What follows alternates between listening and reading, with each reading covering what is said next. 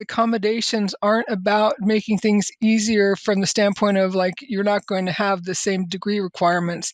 It's that they're trying to make it an equitable access to the tools that you need to participate fully. And I was like, huh, like, that changed how I thought about it. I'm not asking for something special. I'm just asking for what everybody else has.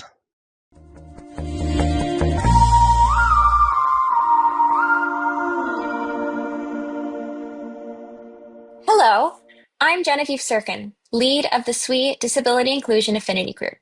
Welcome to Diverse, a SWE podcast. Today, we're highlighting the personal stories of women navigating STEM while living with visible and invisible disabilities. I'm joined by Haylee Mota, an early career engineer who is pursuing aerospace, and Angelie Vincent, a mid-career aerospace engineer. Haylee is the lead-elect of the SWE Disability Inclusion AG, which we also call DIAG for short. And Angelie is the co-founder of the AG, so this is a topic we're all passionate about and excited to share. We know the disability community is diverse, and no single story can represent all experiences. We hope today's conversation adds to a larger dialogue about inclusion in engineering. Haylee and Angelie, welcome to Diverse. Thank you for having me. Yeah, thank you. I appreciate the opportunity to come talk with our folks. Thanks for being here. So, to get us started, could you each introduce yourself, share a little about your STEM background, and tell us about your disability, if you feel comfortable doing so, whether it's visible or invisible, and how it's shaped your journey so far? Yeah, it's interesting. I didn't really assume I would necessarily spend most of my career, I guess, in aerospace. But my background is I have a Bachelor of Science in Metallurgical Materials Engineering. Though most of the folks I worked with ended up basically working for some of the big mining companies.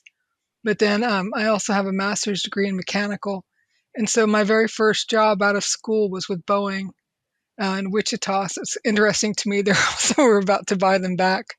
When I was, I guess, a senior at UTEP, they had a job fair. And so I started talking to the folks from Boeing. And so they interviewed me right there, kind of on the spot. Though in the background, I could hear the basketball team practicing because the job fair happened to be at the arena where the basketball team kind of did their thing. But right away, they liked me. And so when I graduated, they offered me a job. So I ended up moving to Wichita. So I've been in aerospace ever since, partly because I really do like the work-life balance that I get working for Boeing. I will say that my career has taken a turn from originally being kind of a metallurgical / mechanical engineering person. In the last few years, I've been more digital, and specifically in the last year or so, I moved into AI integration engineering. So it's been a bit of a career journey for me from where I started to where I'm at the moment. As far as disabilities, I have 3 disabilities. I have level 1 autism. That was something that I only got diagnosed with about 6 years ago. So from some perspective, I wasn't really aware most of my life that I was autistic. So it's been something that I've had to kind of explore the idea of what it meant to be autistic. And then the other 2 are actually, interestingly enough, conditions that I developed kind of related to work being so stressful. And so one is type 2 diabetes, and then the other is celiac disease. So both of those are autoimmune disorders. But actually, I think with the celiacs, it's not uncommon for folks who are autistic to have it as a comorbidity. That's kind of the perspective I come at it as far as a disability. Thank you for sharing. I really like how you shared the kind of twists and turns that your journey took. It seems very interesting. And Haylee, maybe yours will twist and turn a little bit too. Hi, I'm Haylee. I just graduated from the University of Southern California with a bachelor's degree in mechanical engineering. I have blindness, and I've been blind since birth. And this has affected my career in college and through STEM. I got into mechanical engineering by doing first robotics in middle school and high school. I really loved the mechanical aspects of it and the hands-on nature, and so I decided to pursue mechanical engineering when I was in college. When I got there, I found that a good way of getting involved with hands-on tasks was doing research, so I became very involved in research in college. I also joined a rocket propulsion team, and that's where I gained a lot of my interest in aerospace. And so, as a mechanical engineer who has just graduated, I am interested in pursuing a career in the aerospace field. Thanks, Haley. It sounds so fun. I got stuck on the rocket propulsion. Very cool. You're early in your aerospace engineering career. Can you talk a bit about your college and internship experiences? Like, what support was helpful for you? And were there any challenges that you encountered? Yeah, so in college, as I said, I did a lot of research. And as part of the research, I did have some accommodations. I did need a lot of things to be in an accessible format. I was looking at a lot of research papers, and as a result, those had to be in an accessible format that a screen reader could read. I was also part of some internships. After my sophomore year in college, I did an internship at a corporation where they had never had a blind person work in a lab environment. And so that was brand new for them. And so they were a little bit uncertain as to what accommodations I might need. I did end up just needing, a laptop with a screen reader on it. They also provided me with an assistant who could help read out data to me and could help run some of the lab experiments I was doing. So definitely those things were very helpful to me during my internship.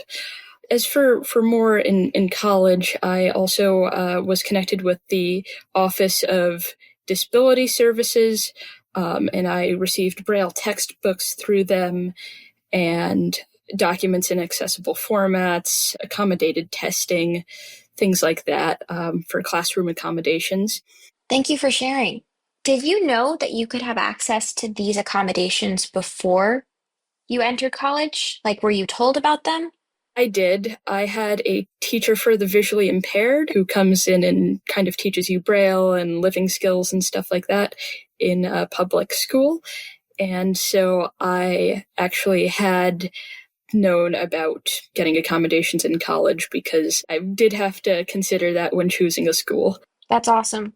I mean, I'm glad that you knew about it, and it sounds like your university was familiar with it. One of the blog posts that we will soon be releasing has more information on accommodations, and Haley and I and the rest of our team at DIAG are all contributing to that. So if anyone out there is looking for accommodations or unsure where to start, we'll give you that information in that blog post.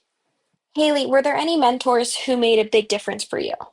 Yes. So I was connected with a few other blind scientists and engineers in college. There is a mechanical engineering professor that I was connected with who was very helpful, and then a PhD student who's an environmental scientist who was also very helpful. They helped me navigate a lot of the software I needed and helped me advocate for myself and know what I needed for success in college. Awesome. I'm really glad you had that support. Now, Angelie, as someone who is further along in aerospace, what advice would you give to students and other early career engineers, especially those with disabilities, who are finding their way in the field?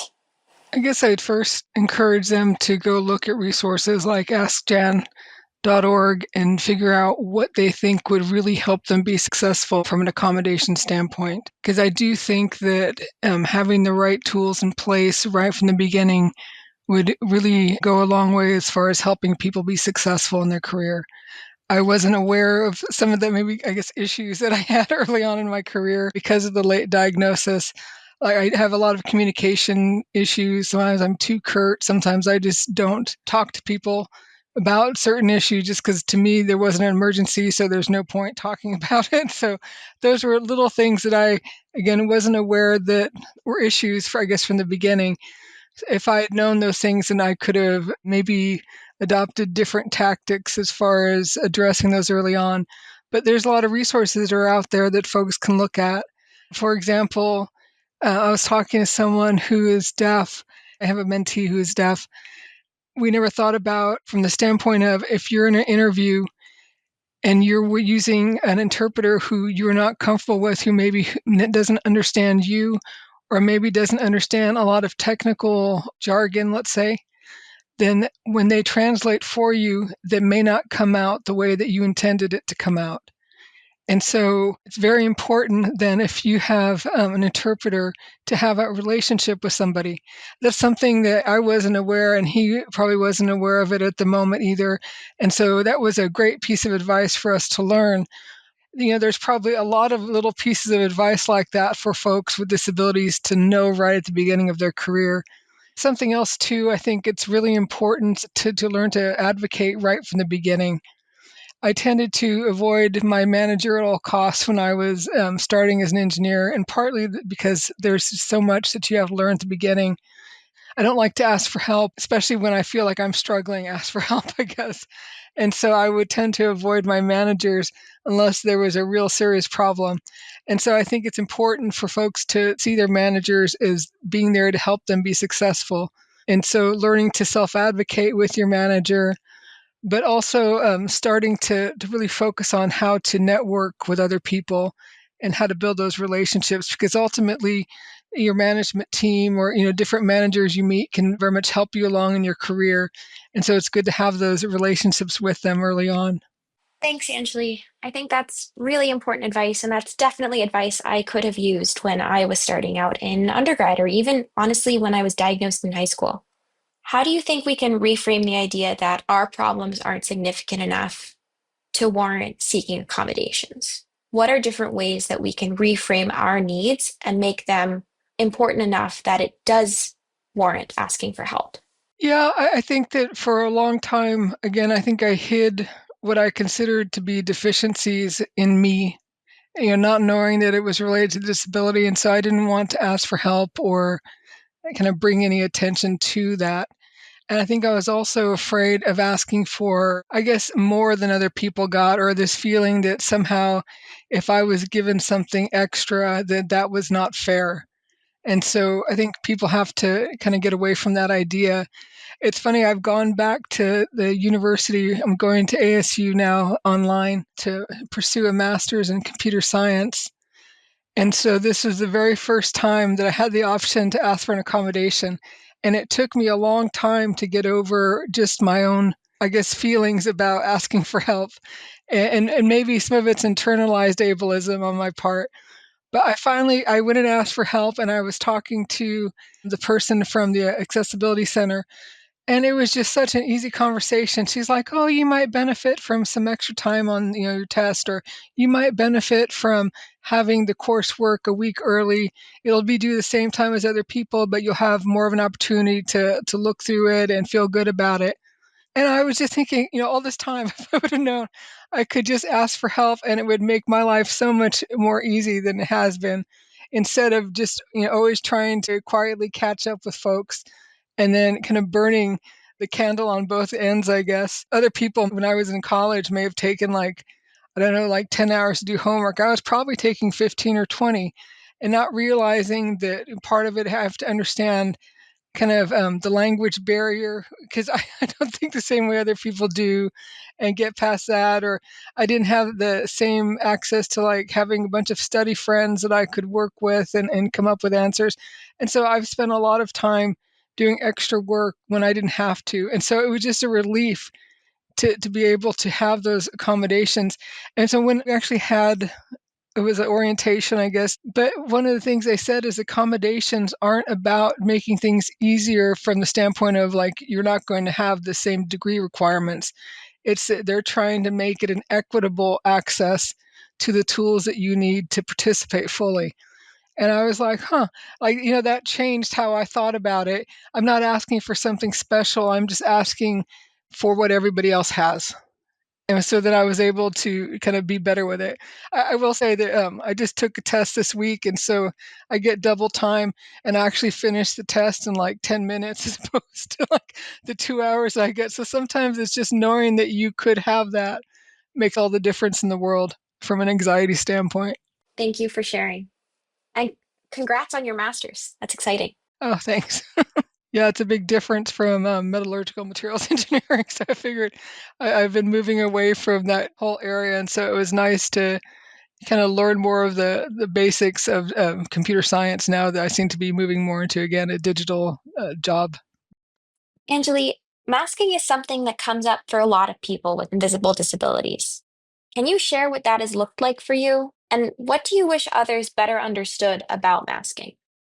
Probably the most common way it shows up for me is, again, not asking for help or not wanting to do anything that would draw attention to myself as far as standing out. And so I know for years when I had a question, rather than just go ask someone, hey, what is this? I don't understand what this is. I would go look it up. And so I would always figure it out. And I'm actually pretty adept now at figuring out a lot of things because of that experience. But it would take a lot of emotional toll on me. And so I think that's what people should understand about masking is that it takes a lot of energy. It can be little things too, like I'll have a habit of fidgeting with things, and so or swinging in my chair a little bit.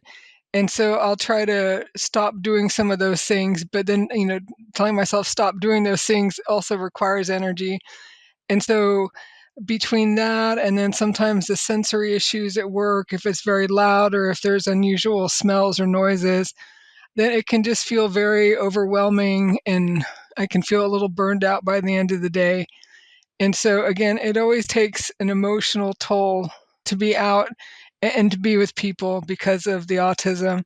I guess I would like people to understand that how overwhelming that can be at times. And so maybe if I don't show up the way they think that it'd be good for me to show up, like I'm not as talkative or I'm not as engaged, that it's not that I don't enjoy being around them. It's just that a lot of times I'm trying to manage all of that overwhelm, when I'm out and about.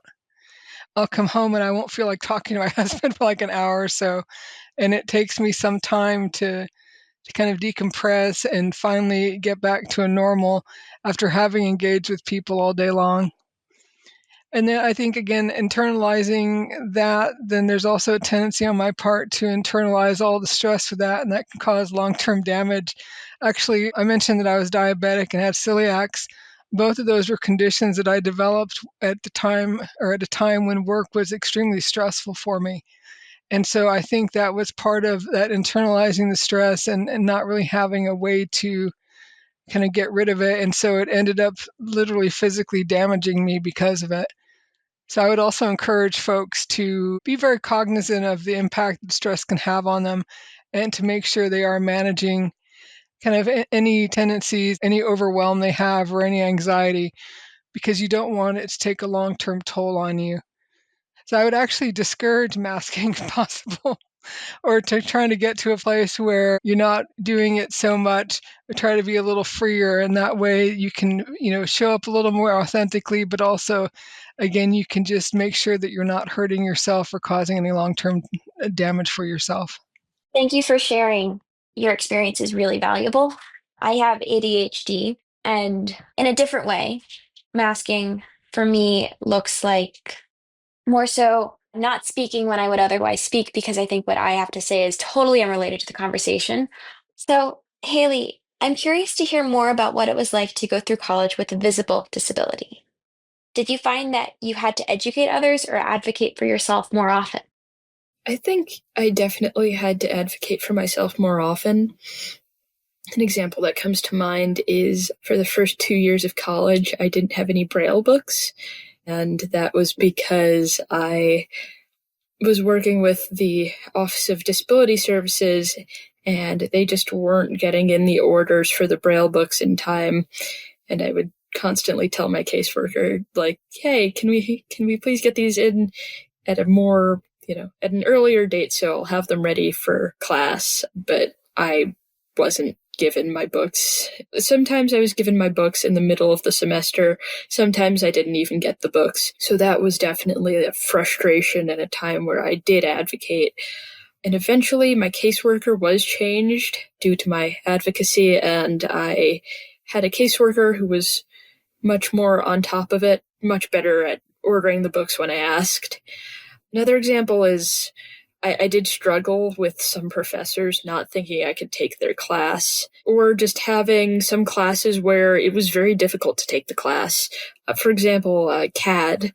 CAD, I can't CAD because I don't have the vision for it. But I did end up having to take the class because it was a requirement for graduation. And in that case, I did have to advocate for more accessibility. And there was an overhaul of the class for me, so I could be able to take it. And I took it using tactile figures and drawings, and it was modified for me. So definitely having to advocate more for myself, because people sometimes don't think that I can do what I can do or have concerns when I'm taking their class. I can only imagine what the next person who has blindness will think when they go through this, knowing that you paved the way. You went through all of that and that it really meant something.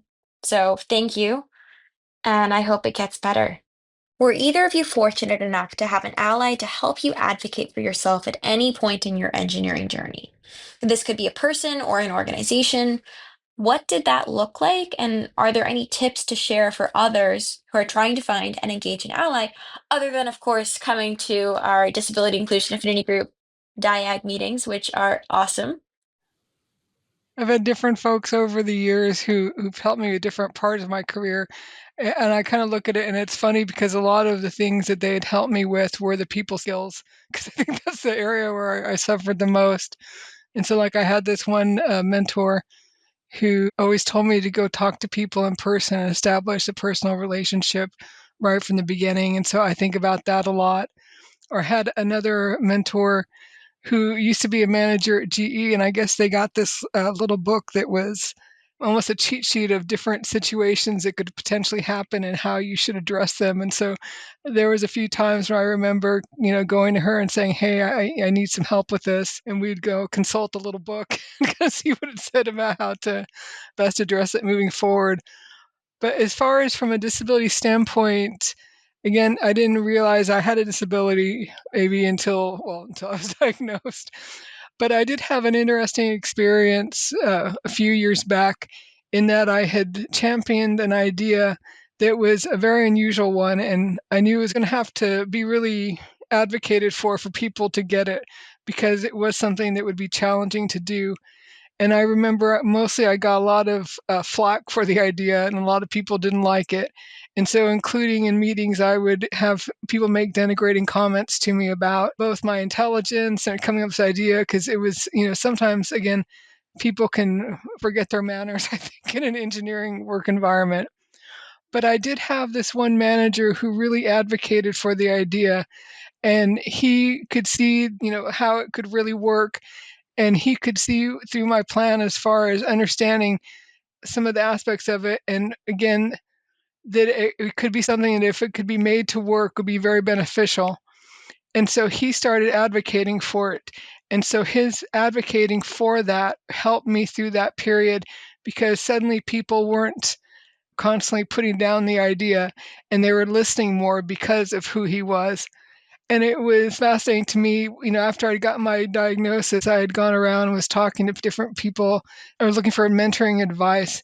And I spoke to this one guy, and he was telling me that when that person had retired, he had mentioned to them that he thought he was neurodivergent and that it had impacted his career. In one of those darker periods at work when a lot of people were not necessarily going for an idea that I liked, that the person who would help me and who advocated for me was potentially also autistic.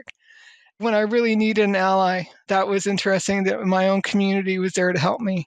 So from that standpoint, I try to be there to help other folks who are neurodivergent, because I know that sometimes the people interface may not be as good as it could be. And so helping them get through their problems and helping them be successful is something that I really enjoy. Thank you. You helped me, Angelie. You didn't know it, but in 2022 you did. I went on to the virtual suite conference and you were there. And then I messaged you on LinkedIn like a fan note, I think. I'm glad I could help. Haylee, what about you?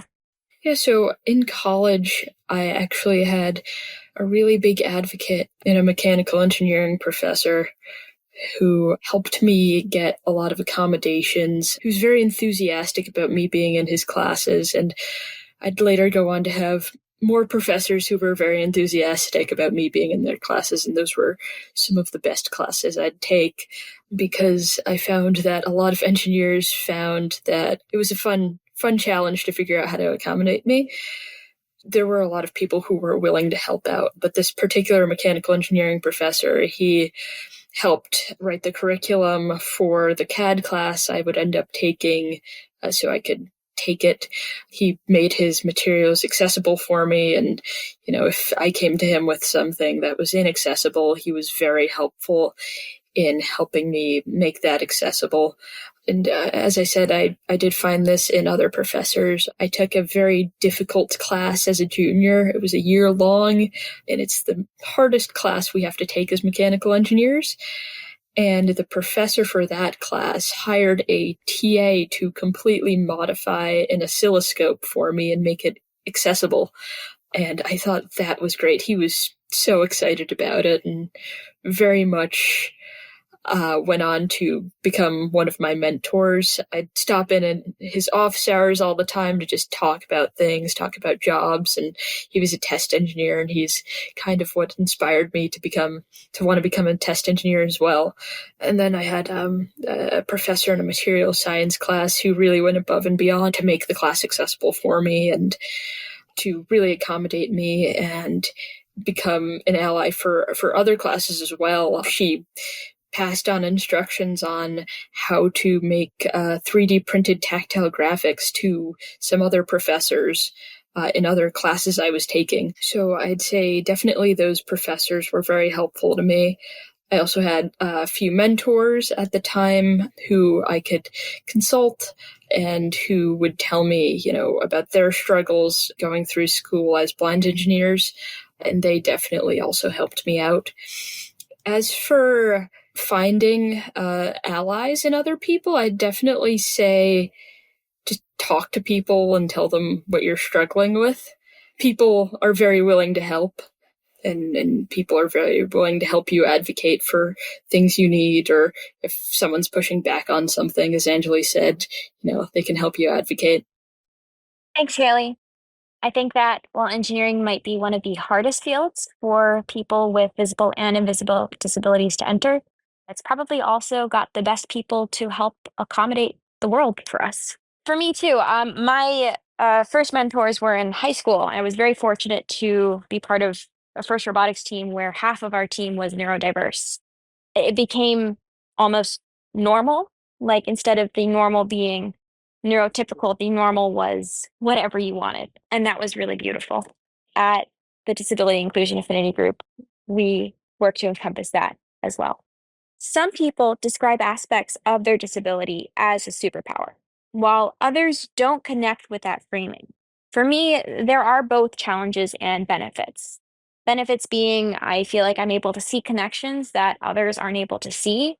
I definitely have some really out of the box ideas, but those can really work well when I have a team of grounded people. And then challenges are time. Time for me sometimes is just does not exist. And that has a lot of complications.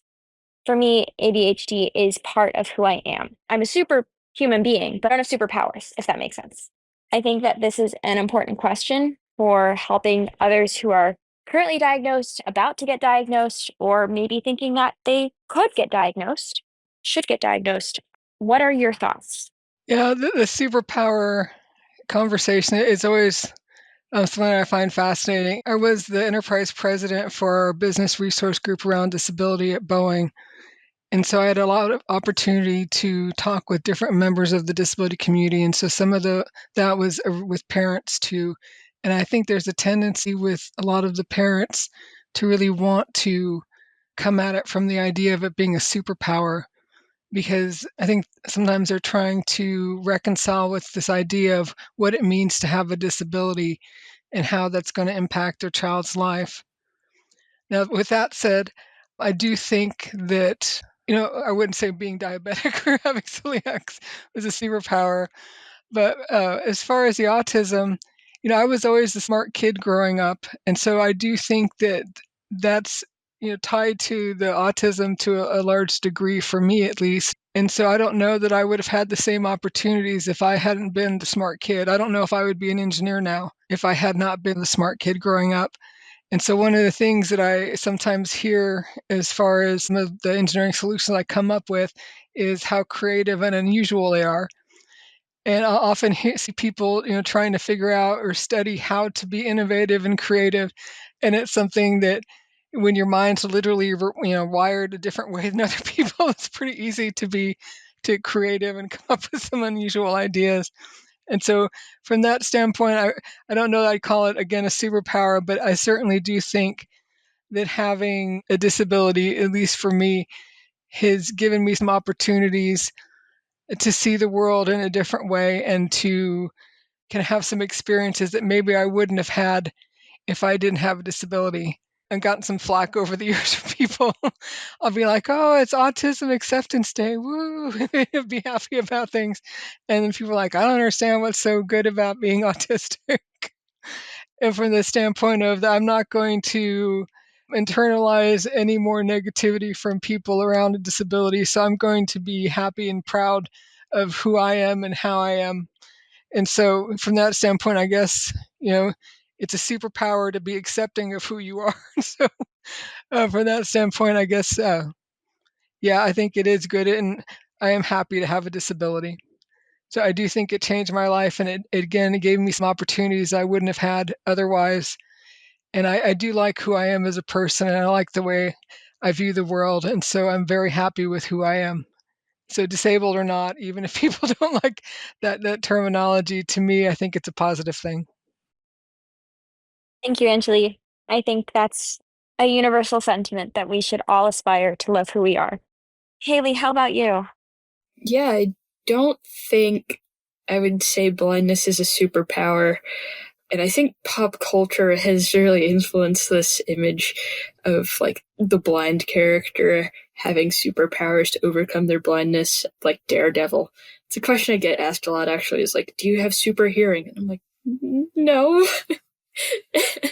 But I do think that being blind or having a physical disability allows you to problem solve maybe a bit better, because the world isn't really made for people like me. It's, I live in a sighted world, and it can be difficult sometimes. Sometimes, the crosswalks don't have audible signals, or, a website's inaccessible.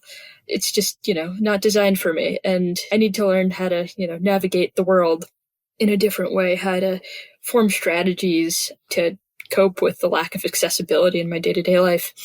And so I think that leads to a greater ability to, as Angelie said, creatively problem solve, and definitely allows me to be creative in the solutions I come up with, because, I might think of something that someone else might not think of because they don't have to deal with the challenges I have to deal with, or I might think outside of the box because that's just, how I operate in my day-to-day life. I can also say that another benefit could also be that, people who are engineers do focus on visual aspects of engineering sometimes. If you're, a designer, you'll focus on the CAD and that's it.